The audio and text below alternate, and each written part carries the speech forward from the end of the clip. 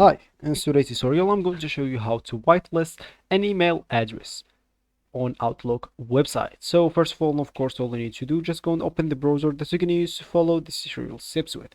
So of course, here in my case, I'm actually using Brave, but of course, in your case, you can use any other browser, could be possibly working for you.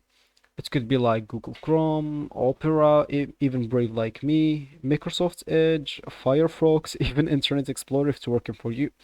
Once you opened your browser, just go here to the URL section, and all you need to do is just type outlook.live.com and hit the enter button. That will take you into this page, but that if you are just logged in into your account. Of course, if you are not logged in into your account, you'll find at yourself at another page. From that page, or from the top right corner of that page, you'll find the sign in option if you want to log in into your account if you already have it. If you don't have an account, you'll find at the bottom middle option or page of your page at the middle, bottom. If you click on it, an option there, like which will be sign in for free or create your account for free. If you click on it, you'll be able to create your account. Of course, if you did one of those two options and logged in into your account, you'll find yourself here with this home page. And of course, as we said in the beginning of the video, we would like to whitelist an email address.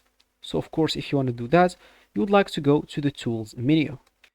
So simply, if you already have like an email that you want to whitelist, this will be great. But if you don't have to, you will need like to be able to get the full email to do that.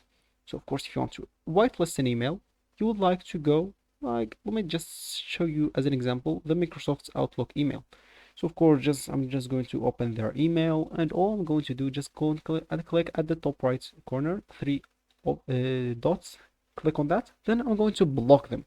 If I block them, I'll be able to whitelist them. For me, I'm not going to block them, but for you, just go and use it. Of course, not for my Microsoft Outlook. Use it for whoever or whatever email you want to whitelist. So this will be actually for this tutorial. I hope you like it. Thank you guys for watching it. Goodbye.